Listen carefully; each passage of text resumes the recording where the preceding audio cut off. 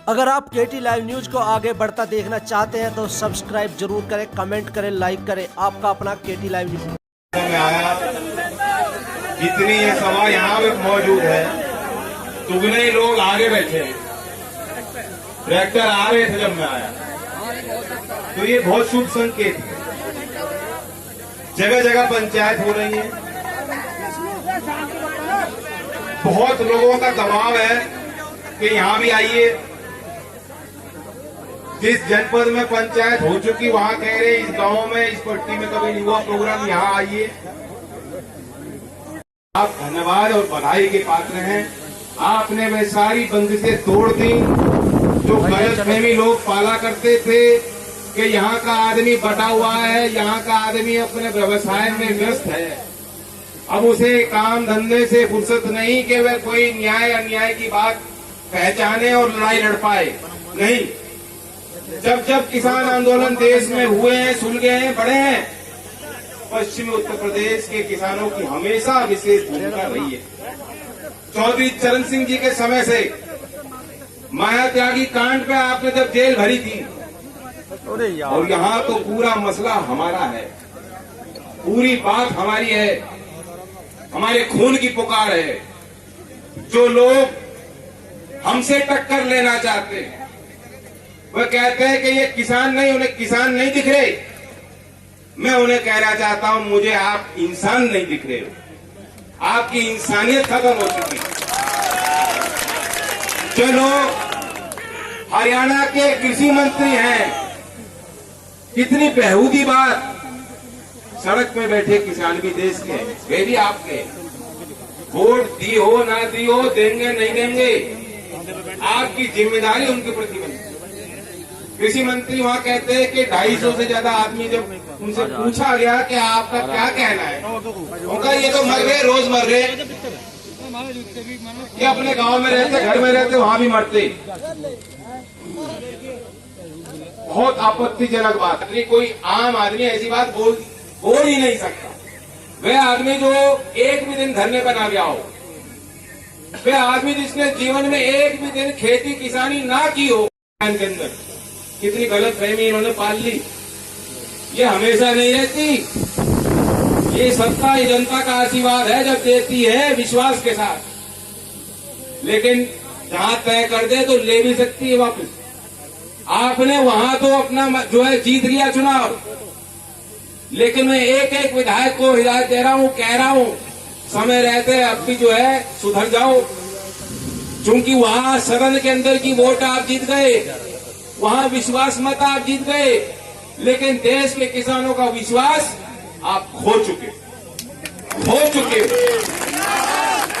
आप बीजेपी के नेताओं को जो बहुत बड़ा गुलामी का बोझ सह रहे हैं, थोड़ी बहुत रीढ़ की हड्डी दिखाओ। कभी तो कुछ ये मौके हैं, आओ दिखाओ कि तुम्हारा खून गर्म है, तुम्हें आगे बढ़कर हिस्सा लेना चाहिए, किसानों के साथ आना चाहिए। और मैं आपसे कह रहा हूं, फैसला तो जनता ले चुकी है। पहले इन्होंने कहा साहब पश्चिमी यूपी में कुछ नहीं हो रहा, तो यहां उन लगी बड़ी बड़ी सभा पंचायत। फिर उन्होंने कहा ये जाटों का आंदोलन है, यहां देख लो सब जाति के सब वर्ग के लोग, गिनती कर लो कौन क्या है, कैसे पहचान करोगे। फिर उन्होंने कहा ये तो पश्चिम के कुछ लोग कर रहे हैं। वहां बस्ती में भी पंचायत हो गई। 15 तारीख को मैं वहां टांडा में कार्यक्रम करने जा रहा हूं। 20 तारीख को प्रयागराज में किसान पंचायत होगी।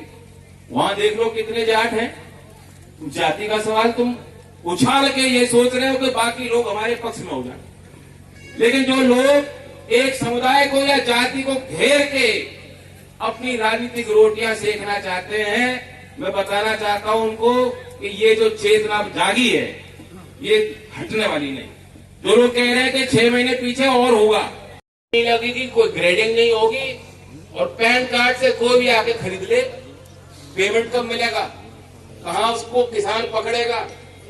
अगर ये आपके हित का कानून होता तो सरकार ने प्रावधान ही क्यों किया कि कोई किसान जो है, अगर किसी किसान की कोई शिकायत होगी कॉन्ट्रैक्ट फार्मिंग के बाद, वह कोर्ट नहीं जा सकता। मतलब कानूनी प्रक्रिया से आपको पूरी तरह से बाहर रखने का, वंचित करने का, ये ऐसी सोच रखने वाले लोग, ऐसी सोच पालने वाले लोग, ऐसे कानून बनाने वाले लोग, ये आपके हितैषी हो। अगर आपके हितैषी होते तो गन्ने के पत्ती जलाने पे 1 करोड़ रुपए का जुर्माना है। कोई एक भी किसान है यहाँ जो 1 करोड़ का जुर्माना दे सकता है? सारी जमीन बेच लोगे तब भी ना मिले। छोटी छोटी जमीनें हैं। ऐसे प्रस्ताव, ऐसे कानून, यहाँ 10 साल से पुराने ट्रैक्टर कितने घरों में हैं? बस ईमानदारी से बता दो, चिंता ना करो। अब क्या करोगे? गडकरी तो कह दे रहे नए खरीद लो, क्या बात, क्या बता रही? वो तो स्क्रैप जाएगा, स्क्रैप। ऐसे कानून बन रहे हैं। क्यों बना रहे ऐसे कानून? आपकी आय दुगनी करने को बना रहे। आपने सुना नहीं, आय दुगनी करने को बना रहे। इन्हें अपनी आय बढ़ानी है। इनकी मौज हो रही, मौज। पिछला साल सबके लिए कठिन गया। लॉकडाउन था। यहाँ इस क्षेत्र के बहुत बच्चे, बहुत मजदूर डेली अप डाउन करते हैं। बड़े बड़े शहरों में उन्होंने अपने अपने ठिकाने बना रखे, काम जोड़ रखे हैं। और तुरंत लॉकडाउन हुआ, बिना किसी से पूछे, बिना किसी को पहले सूचित किए कि वो तैयारी भी कर लेते। प्लान करने को मजबूर हुए। छोटे मोटे कारोबार सब ठप हुए। और परिणाम क्या है पता है? जीडीपी तो ठप हो गई, नेगेटिव में है। और अंबानी जी ने हर घंटे में 90 करोड़ रुपए कमाए। पिछले साल में अरबपतियों की संख्या भारत में बढ़ गई। या एक भी ऐसा आदमी नहीं होगा जो पिछले 1 वर्ष में जिसके घर की कोई व्यवस्था में कोई सुधार हुआ। आर्थिक तंगी है, सब पे तनाव है, सब पे कर्जा है, चुकाने का बोझ नहीं। और इनकी आदत यही है, पहले आदत देते हैं और फिर जो है बोझ। पहले कहा गरीब को सिलेंडर ले लो, सिलेंडर ले लो, फ्री में ले लो।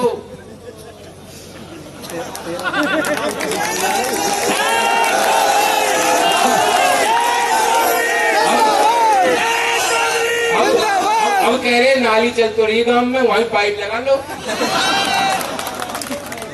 मोदी जी साइंटिस्ट हैं। फिर उन्होंने कहा मीटर लगाओ भाई, गरीब के घर में कभी बिजली का मीटर नहीं लगा। अब इस सड़क को देख लो। सड़क के लिए 8 साल पहले हमारा आपने पद यात्रा की थी यहीं। अब ये बनी नहीं थी, शुरुआत भी नहीं हुई थी। यहीं वहीं मोदी नगर से चल के आए थे।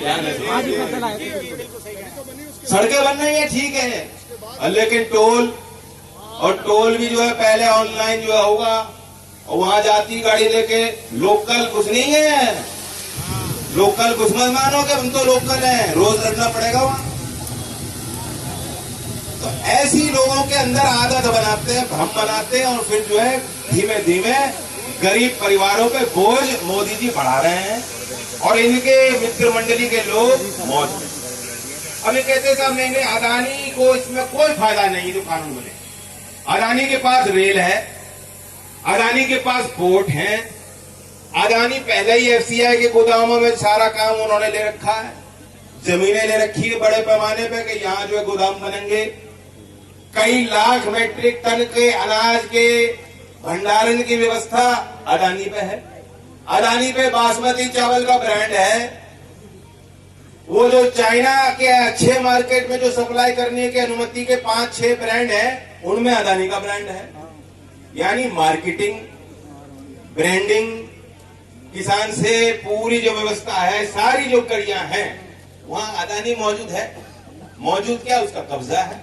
और फिर भी कह रहे हैं अदानी को फायदा नहीं। कौन मान रहा है इस बात को? मोदी जी आए थे मेरठ में, झूठ इतना बोले। मेरठ में आए थे, कहा भाई गुजरात में तो नकदी फसल है गन्ने की, ओ हाथ के हाथ पेमेंट होता है। यहाँ तो 14 दिन में होगा। और रेट की भी कह गए थे शायद 450 रुपए। बताओ कितने साल हो गए बढ़ाया उन्होंने गन्ने का। 250 करोड़ मोदी पे ही जो है बकाया हो चुका। 300 ब्याज मिला के हो गया। 16 फरवरी का आंकड़ा है मेरे पास। 250 वैसे ब्याज मिला के 300। और जिन घरों पे ब्याज, जो आप सोचिए क्या स्थिति है कि आपको तो बकाया है और आप ही से वसूली हो रही है, देर नहीं लग रही ना, वो लिस्ट बनती है, 2-3 महीना बिल नहीं दिया बिजली का, कनेक्शन कट, FIR दर्ज। आपको तो पता भी नहीं FIR दर्ज कि वहां लाइन लग रही है, अभी लाइन काटने कोई नहीं आया, कागजों में काट दिया, जुर्माना लगेगा, FIR में नाम दर्ज होगा। तो आपके हित में कौन सा नया नियम बनाया उन्होंने? एक नियम बनाओ, एक कानून बनाओ पिछले 7 साल के केंद्र सरकार के अनुभव में, और 4 साल में तो वहां बाबा बैठा दिए। अच्छा, लोग क्या कह रहे? लोग कहते जा बाबा है, देखो परिवार नहीं उसका है तो ईमानदार, खुद उसके कोई शौक नहीं। चलो मोदी जी के तो शौक भी हैं, मोदी जी तो पहनते भी अच्छे अच्छे कपड़े हैं, शॉल है, अच्छे अच्छे सनग्लास, पता नहीं क्या क्या कपड़े पहनते हैं। मोदी जी के तो शौक हो सकते हैं, योगी के बेचारे के तो कोई शौक ही नहीं। ईमानदार तो है, अब वो ईमानदार होते तो नीचे तक ईमानदारी नहीं होती।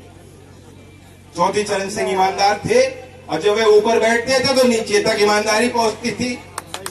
आज मैं पूछना चाहता हूं, गाजियाबाद जनपद में कोई सरकारी विभाग ऐसा है, कोई सरकारी विभाग ऐसा है जिसमें नीयत भी ठीक हो वहां बैठे लोगों की, कर्मचारियों की, अधिकारियों की? भ्रष्टाचार कम हुआ बढ़ा है? बिजली विभाग के कैशियर थे, 5 करोड़ कैशियर ने निकाले हुए, 2 SHO थे यहाँ, 25,000 के इनामी दोनों पाए गए। यहाँ सब विभागों में वही नंगा नाच, मुरादनगर की वो शर्मसार करने वाली घटना है। 24 लोगों की हत्या की गई है। और मुझे बताओ, एक भी भ्रष्टाचारी के खिलाफ कोई गाज गिरी है, कोई सजा किसी को मिली है? तो ये कहां ईमानदार? ये तो ईमानदार भी नहीं। जो झूठ बोलता आदमी वैसे ईमानदार नहीं हो सकता। और जो किसान को झूठ बोलता है, जो आपको झूठ बोलता हो, जो देश के भाग्य विधाताओं को झूठ बोलता हो, दिन रात। योगी जी तो नौजवानों को खूब उन्होंने नौकरी दी था, अपॉइंटमेंट लेकर तो बांटे हैं, बस नौकरी नहीं मिल रही। अभी इन्होंने दावा किया, वो कह रहे 2017 में, मुझे याद है इन्होंने कहा था 5 साल में 70 लाख नौकरी देंगे, 70 लाख कही। और पिछले वर्ष 2020 में कह दिया भाई नया रिकॉर्ड बनने जा रहा है, नया इतिहास रचने जा रहा है उत्तर प्रदेश, और 1 करोड़ कुछ इसमें श्रमिक और मजदूर है, 1 करोड़ रोजगार हमने दे दिए। वास्तविकता क्या है आपको भी पता है, क्या हालात है।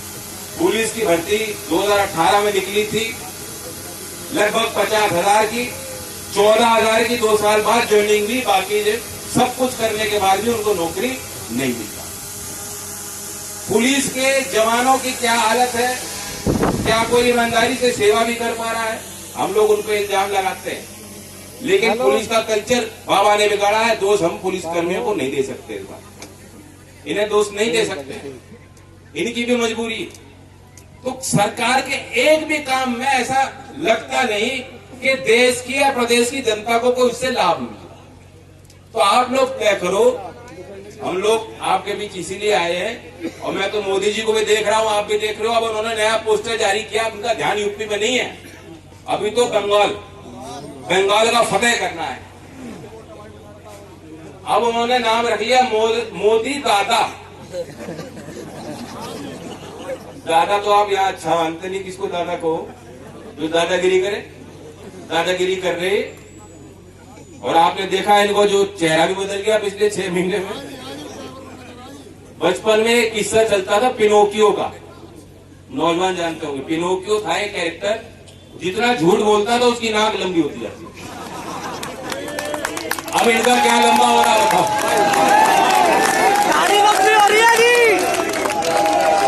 मेरा तो अनुमान ये है कि बंगाल बाद इनकी हजामत हो जाएगी,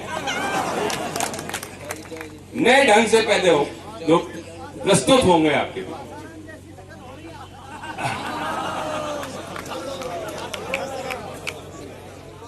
मैं चैलेंज करता हूं, मोदी जी आंख मूंद के बैठे हुए हैं अभी, वो कुछ नहीं मान रहे, कमा रहे हैं किसान को, कह रहे कोई बात नहीं, हरियाणा जो है हम एक भी सीट नहीं जीतेंगे, पंजाब एक भी सीट नहीं जीतेंगे, यहाँ कुछ दंगा भंगा करा के शायद कुछ सीट निकाल दें। ये इनकी कैलकुलेशन है, ये सोचे बैठे हैं मोदी।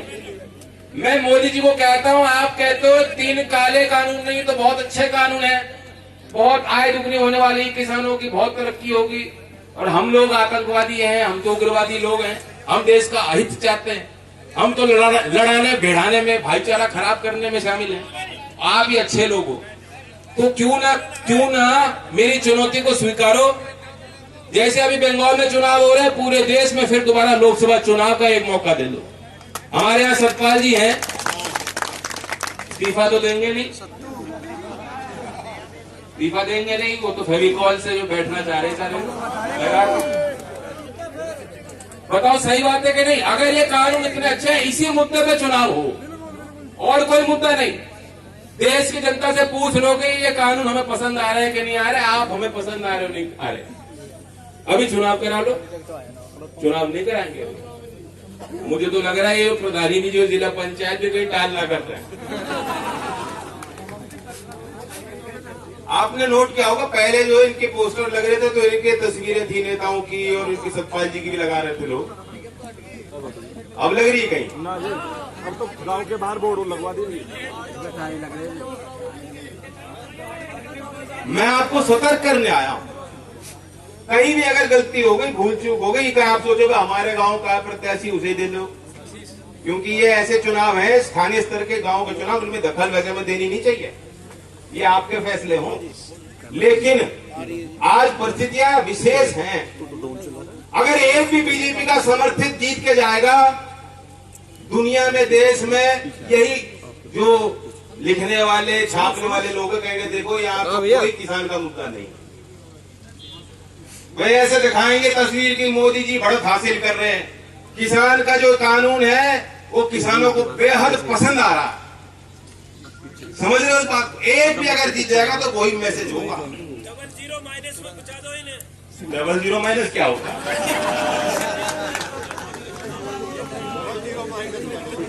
आज पंचायत है, मैं अपनी तरफ से कुछ प्रस्ताव रखना चाहता हूं, बात तो बहुत हुई, और उससे पहले मैं नौजवानों को बताना चाहता हूं कि हमें और आपको मिलकर ही काम करना है।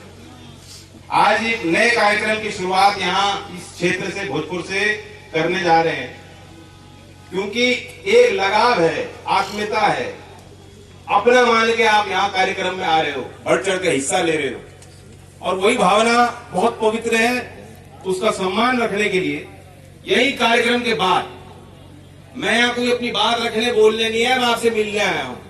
कार्यक्रम के बाद टीम आरएलडी के नाम से एक नई आईडी हमने बनाई है फेसबुक पे, ट्विटर पे, एक एक करके अलग अलग व्यक्ति के साथ मेरी फोटो होगी, उसी पे डाल दी जाएगी, वहीं से आप लेना, चाहे सोशल मीडिया पे डालनी हो, चाहे फोन पे डालनी हो, चाहे छाप के घर में लगानी हो। लेकिन मैं यही कहना चाह रहा हूँ कि आप सेल्फी लेते हैं, सेल्फी भी लीजिए, लेकिन वहां फोटो आपसे मिलेंगे। अब मैं 3 प्रस्ताव यहाँ रखना चाहता हूँ। नंबर 1, ये कानून, ये पंचायत अपना सहमति दर्ज कर देना हाथ उठा के, ये पंचायत का निर्णय है कि जो काले कानून है ये असंवैधानिक है, ये किसान के विरोध में है, किसान को किसी से, चाहे छोटा हो चाहे बड़ा हो, किसी को लाभ मिलने वाला नहीं। हम सरकार से मांग करते हैं कि वे कानून वापस ले, और जो भाव की बात हुई थी, एमएसपी किसी किसान को मिलती नहीं, भाव मिलता नहीं, मंडियों में भी शोषण होता है, तो जब मोदी जी विपक्ष में कहते थे कि किसानों का एमएसपी हक है, अधिकार है, कानून बनना चाहिए, तो ले आओ कानून, हमारी ये मांग है। दूसरे नंबर पे हम चाहते हैं कि 250 से ज्यादा वे किसान जिन्होंने कुर्बानी दी है, जनता तो उन्हें शहीद मानती है, शहीद मानती है, क्योंकि पवित्र भावना लेकर वो बैठे हैं, कुर्बानी दे रहे, प्यार की भावना लेकर, उन्हें कुछ मिल नहीं रहा इससे, कोई व्यक्तिगत हित नहीं है उनके, कोई स्वार्थ नहीं है, और सरकार इसका संज्ञान ले, उनके परिवारों के लिए, मृतक के परिवारों के लिए, शहीद के परिवारों के लिए उचित सम्मान और कोई ऐसी योजना बनाए ताकि उन्हें एक संदेश सर समाज में जाए कि ये लोग हमारे आदर्श हैं जिन्होंने लड़ाई लड़ी और हमेशा इतिहास में उन बातों को याद रखा है। तीसरी मेरी यही मांग है वो आप सबसे है, इस पे आपने पहले ही सहमति दर्ज कर दी है, लेकिन मैं फिर कह रहा हूं, दोहरा रहा हूं और मैं बीजेपी को भी सचेत कर रहा हूं जो गुलामी कर रहे हैं, गुलामी मत करो, ये मौके होते। तो ये पंचायत का निर्णय ये हो कि बीजेपी के हर चुनाव में हर स्तर पे जो कोई लोग जो अपनी राजनीतिक रोटियां सेकना चाहते होंगे, हमें लड़ाने बढ़ाने का काम करते होंगे, हम उन्हें जवाब देंगे, उन्हें जवाब हर चुनाव में देंगे, राजनीतिक चोट देकर देंगे। अगर आप सहमत हो 3 प्रस्तावों से तो हाथ उठा लो, मुट्ठी बना लो। जय जवान, जय जवान। अच्छा, एक ऐसा नारा है कि ये भाजपा वाले गिलस जाते हैं, ये प्रयोग करना, कभी आए ना भाजपा की गाड़ी यही नारा ले देना, देखना क्या करें। किसान एकता, किसान एकता, किसान मजदूर एकता, चौधरी चरण सिंह। जैन जी, आशीष कुशवाहा एक ऐसा शख्स है जो 26 तारीख में किसानों के बीच में गया था और पुलिस ने लाठीचार्ज करके इसकी गाड़ी भी तोड़ दी। 1 महीने 2 दिन बाद जेल से छूटा है ये आशीष कुशवाहा, और आज फिर लोकदल के साथ खड़ा है, किसानों के साथ खड़ा है संघर्ष करने के लिए। हमारी सभा के अध्यक्ष जी नवीन भैया जी वो भी धन्यवाद प्रस्ताव करें।